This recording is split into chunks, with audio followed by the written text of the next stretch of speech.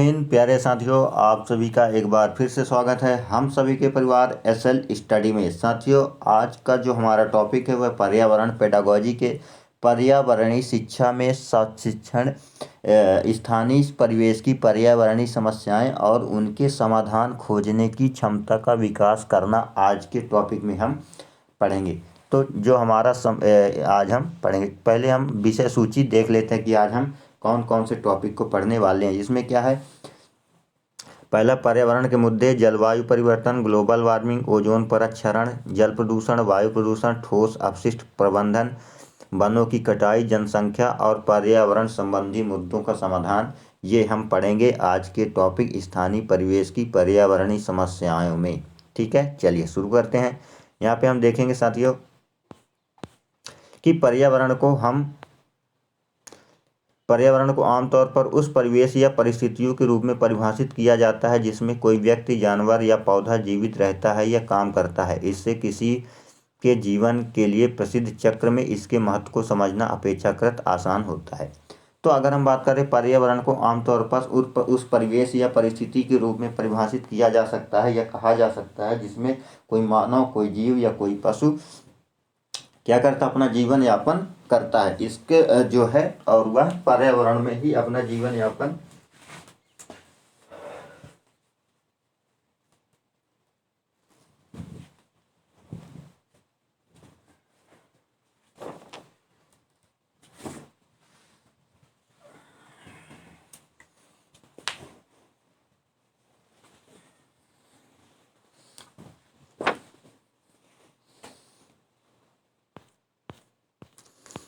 ठीक है। चलिए, हमारा पर्यावरण लगातार बदल रहा है क्योंकि जो पर्यावरण हमारा पहले था प्राचीन काल में वह अब नहीं है। क्योंकि अब क्या है कि जैसे जैसे हमारा पर्यावरण बदल रहा है वैसे वैसे हमें उन पर्यावरणीय मुद्दों के बारे में अधिक से अधिक जागरूक होने की आवश्यकता है। क्योंकि पहले लोग जागरूक नहीं थे, पहले लोग इतने आधुनिक नहीं थे कि वह पर्यावरण का ह्रास कर सके, नष्ट कर सके। लेकिन आज का मनुष्य क्या है कि विकास की दौड़ में इतना भावुक हो गया है, इतना उत्तेजित हो गया है कि वह पर्यावरण को ऐसे नष्ट कर रहा है जैसे उसकी खुद की संपत्ति हो, है ना। चलिए, फिर क्या है कि प्राकृतिक आपदाएं, गर्म होने और ठंडे होने की अवधि में और विभिन्न प्रकार के मौसम पैटर्न में भारी वृद्धि के साथ लोगों को अपने जीवन जीने के तरीके के साथ साथ हमारे ग्रह के सामने आने वाले पर्यावरणीय मुद्दों के प्रकारों के बारे में अधिक सतर्क रहने की आवश्यकता है। अगर हम बात करें पर्यावरण के जो हमारे मुद्दे हैं, तो पर्यावरणीय मुद्दे पर्यावरण पर मानवीय गतिविधियों के हानिकारक प्रभाव हैं। जो मुद्दे क्या है, पर्यावरण पर जो मानव हानिकारक कार्य कर रहा है, इसमें क्या है, प्रदूषण हो गया, अधिक जनसंख्या हो गई, अपशिष्ट निपटान हो गया, जलवायु परिवर्तन, ग्लोबल वार्मिंग, ग्रीन हाउस प्रभाव आदि। ये सब क्या, ये पर्यावरण के हमारे मुद्दे हैं जो पर्यावरण को नष्ट कर रहे हैं। ठीक है, चलिए, मनुष्य और पर्यावरण के बीच संतुलन स्थापित करने के उद्देश्य से व्यक्तिगत, संगठनात्मक और सरकारी स्तर पर विभिन्न पर्यावरण संरक्षण कार्यक्रम चलाए जा रहे हैं। तो मनुष्य और पर्यावरण के बीच संतुलन स्थापित करने के लिए जो है तो व्यक्तिगत तौर पर, संगठनात्मक तौर पर, सरकारी स्तर पर क्या विभिन्न प्रकार के पर्यावरण संरक्षण कार्यक्रम चलाए जाए, है ना। जैसे एक पेड़ एक संतान, है ना, वनों को आग से बचा, इस प्रकार के बहुत सारे कार्यक्रम चलाए जा रहे हैं। वर्तमान में कुछ पर्यावरणीय मुद्दे जिन पर तत्काल ध्यान देने की आवश्यकता है। तो पहला क्या है, जलवायु परिवर्तन। क्योंकि आज हमारी जलवायु परिवर्तन दिनों दिन बदल रही है। जलवायु परिवर्तन आज के परिदृश्य में एक बड़ी चिंता का विषय है। यह समस्या पिछले कुछ दशकों में सामने आई है। ग्रीन हाउस गैसें जलवायु परिवर्तन का प्रमुख कारण है। पर्यावरणीय परिवर्तन के कई विनाशकारी प्रभाव है, जैसे ग्लेशियरों का पिघलना, मौसम के बदलाव, महामारियां आदि। जलवायु परिवर्तन किस प्रकार है, क्योंकि देखिए जलवायु परिवर्तन जो है तो यह एक बहुत ही चिंता का विषय है। यह समस्या पिछले कुछ दशकों से ही सामने आई है, क्योंकि जब हमारा ओजोन परत में छिद्र हो गया है उसके कारण जो है तो हमारे जलवायु में परिवर्तन का प्रमुख कारण बना हुआ है। पर्यावरणीय परिवर्तन में कई विनाशकारी प्रभाव, जैसे ग्लेशियरों को, जो हमारे उत्तरी ध्रुव और दक्षिणी ध्रुव में बर्फ है वो ग्लेशियर वह धीरे धीरे पिघल रही है। उसके पिघलने से हमारे समुद्रों का जल स्तर बढ़ रहा है, जिसके कारण बाढ़, सुनामी, कई सारी घटनाएं घटित हो रही हैं। मौसम में बदलाव हो रहा है। मौसम में बदलाव, ये बिना बारिश के बारिश हो रही है। गर्मी में भी बारिश होती है, गर्मी में भी ठंडी होती है, ठंडी में गर्मी होती है ना। महामारियां फैल रही हैं, कोरोना तो आप देख ही ली। तो इस प्रकार क्या है, जलवायु परिवर्तन के कारण ही हमारे मौसम में परिवर्तन हो रहा है। फिर क्या है, दूसरा है ग्लोबल वार्मिंग। ग्लोबल वार्मिंग भी एक समस्या है। इस ग्लोबल वार्मिंग कैसे, देखिए, जीवाश्म ईंधन के जलने से, ऑटोमोबाइल और क्लोरोफ्लोरोकार्बन के होने वाले उत्सर्जन से वातावरण में ग्रीन हाउस गैसों का इजाफा होता है। इससे पृथ्वी के तापमान में क्या होती है, वृद्धि होती है, जिसके जिससे पर्यावरण में परिवर्तन हुआ। दुनिया भर के तापमान में इस वृद्धि को ग्लोबल वार्मिंग कहते हैं। यानी ग्लोबल वार्मिंग का मतलब, सीधा सा मतलब है कि सामान्य तापमान से अधिक होना, यानी पृथ्वी के तापमान में वृद्धि होना ही ग्लोबल वार्मिंग है। इसका कारण क्या है, जीवाश्म ईंधन, अधिक से अधिक गैसों का जलना, डीजल, पेट्रोल, है ना, ऑटोमोबाइल से निकलने वाला धुआं, क्लोरोफ्लोरोकार्बन, ये सब क्या है, ये सब ग्लोबल वार्मिंग को ही बढ़ावा दे रहे हैं। ओजोन परत का क्षरण, जो हमारी पृथ्वी ओजोन परत है, जो परावैंगनी किरणों को रोकती है, उसमें छिद्र हो गया। ओजोन परत सांद्रित ओजोन गैस की एक परत है ना। यह हमें सूर्य की हानिकारक परावैंगनी किरणों से बचाती है, यह बहुत महत्वपूर्ण है।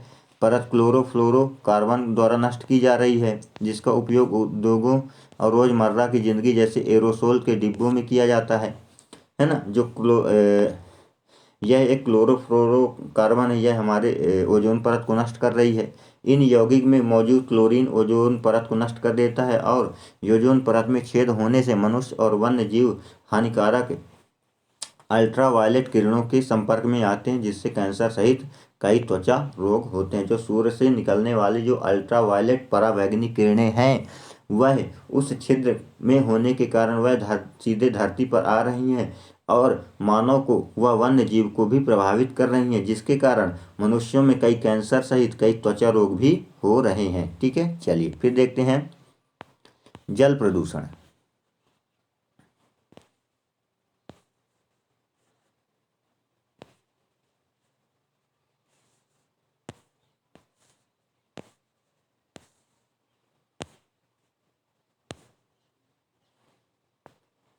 अगर हम बात करें जल प्रदूषण की, तो नदियों, समुद्रों, झीलों और तालाबों में हानिकारक पदार्थों का प्रवेश, जिससे पानी की भौतिक, रासायनिक या जैविक स्थिति बदल जाती है, जल प्रदूषण कहलाता है। भाई, नदियों, झीलों, समुद्रों, तालाबों में हानिकारक पदार्थ, कंपनियों से निकलने वाला कई सारे हानिकारक पदार्थ, वो सब कहाँ मिलते हैं, नदियों में मिल जाते हैं। नदियों से प्रदूषित नदियाँ समुद्र में मिलती है, तो वो क्या है, वो जल प्रदूषण का एक कारण है। रासायनिक तथा जैविक स्थिति बदल जाती है ना। प्रदूषित पानी में ऑक्सीजन की कमी होती है, जिससे जीव क्या होते हैं, मर जाते हैं। जो जलीय जीव होते हैं, मछली, मगरमच्छ, कई सारे जलीय जीव हैं, है ना, उनको ऑक्सीजन मिलता है पानी में, और स्वच्छ पानी से। अब जब वह पानी प्रदूषित हो जाएगा, तो उसमें ऑक्सीजन की कमी हो जाएगी और उनमें मरने लगेगी, है ना। जल जीवन का मुख्य स्रोत है। जल क्या है, जीवन का मुख्य स्रोत है। आप 2 दिन खाना ना खाइए, लेकिन अगर आप 1 दिन पानी नहीं पिएंगे तो आपकी मृत्यु हो सकती है। इसलिए इसे किसी भी प्रकार से प्रदूषण से बचाना हमारा मुख्य कर्तव्य है। ठीक है, चलिए आगे देखते हैं वायु प्रदूषण।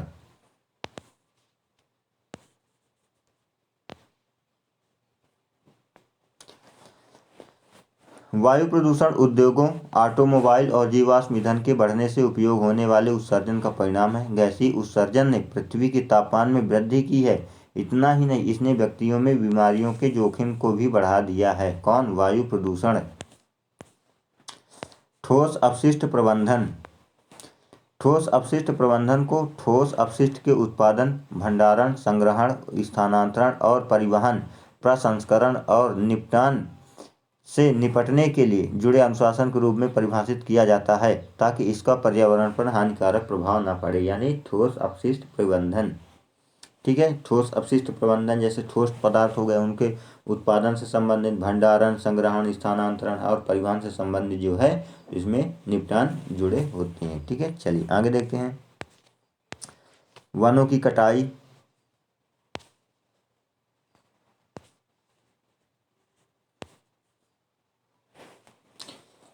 कहीं ना कहीं पर्यावरण की जो की प्रमुख समस्या वह वनों की कटाई है। वनों की कटाई, पेड़ों और जंगलों की खतरनाक दर से में कमी आई है। यानी वनों को इस तरह से काटा गया है कि पेड़ों और जंगलों की जो दर है उसमें बहुत कमी आई है।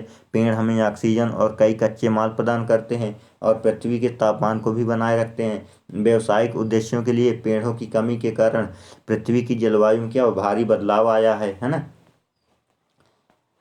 फिर क्या, वन क्या होते हैं, बड़ी संख्या में जंगली जानवरों और पौधों का निवास और स्थान है। वन में क्या बड़ी संख्या में जंगली जानवर रहते हैं, है ना, बहुत सारे पेड़ पौधे रहते हैं। वनों के विनाश से बड़ी संख्या में पौधों और जानवरों की प्रजातियां भी खत्म हो गई, जिससे जैव विविधता प्रभावित हुई है। ठीक है।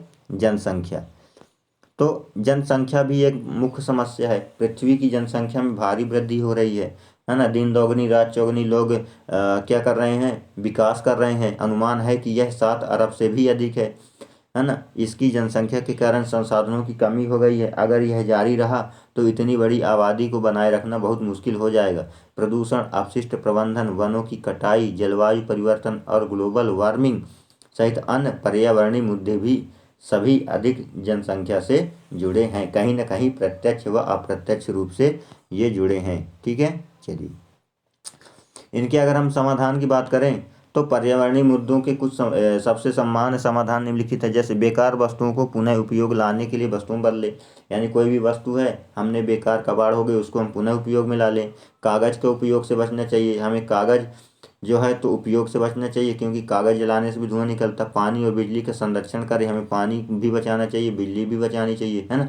पर्यावरण अनुकूल प्रथाओं का समर्थन करें। यानी ऐसी प्रथाओं के समर्थन करें जो हमारे पर्यावरण को बचाने में महत्वपूर्ण योगदान करती है ना। प्राकृतिक संसाधनों के संरक्षण के लिए अपशिष्ट पुनर्चक्रण करें। यानी प्राकृतिक जो संसाधन उनको संरक्षण बनाने के लिए जो हमारे हमारे घर की जो आवश्यक वस्तुएं हैं, उपयोग के बाद जो होती हैं, उनको भी हमें पुनः उपयोग करना चाहिए। ठीक है।